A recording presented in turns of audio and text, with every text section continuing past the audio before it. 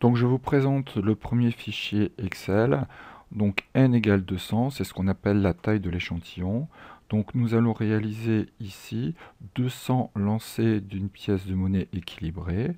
Donc le résultat, quand l'ordinateur affiche 1, nous avons le côté pile, et quand on a 0, on a le côté face. Donc là, 200 lancers d'une pièce de monnaie. On calcule la fréquence d'apparition du côté pile. Là, pour les 200 premiers lancers, la fréquence d'apparition du côté pile est de 0,54. On fait ici, dans la deuxième colonne, exactement la même chose. Encore 200 lancers d'une pièce. On a les résultats ici, 1 ou 0. Et on calcule la fréquence d'apparition du côté pile.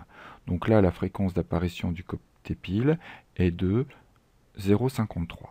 Et on va faire ça 100 fois. Donc je vais me déplacer ici vers la droite. On voit bien que j'arrive au bout.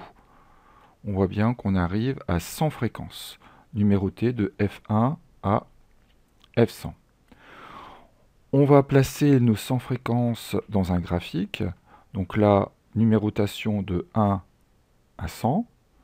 Et là, la valeur des fréquences. Donc nous avons 100 points. Si je contrôle, la première fréquence ici est de 0,54, c'est le premier point. 0,53.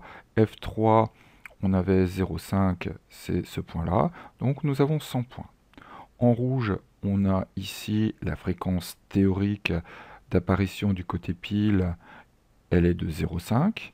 Et donc là, je vais régénérer 100 fois 200 lancers d'une pièce. Donc j'appuie sur les touches majuscule F9. Et là, à chaque fois, en appuyant sur les deux touches majuscule et F9, je vois les fluctuations des fréquences, les variations des fréquences.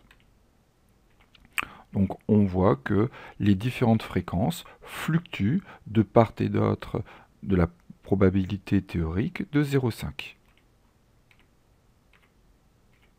Voilà pour cette première vidéo, fluctuation des fréquences autour de la probabilité théorique. Donc en résumé, n la taille de l'échantillon, p c'est la probabilité théorique.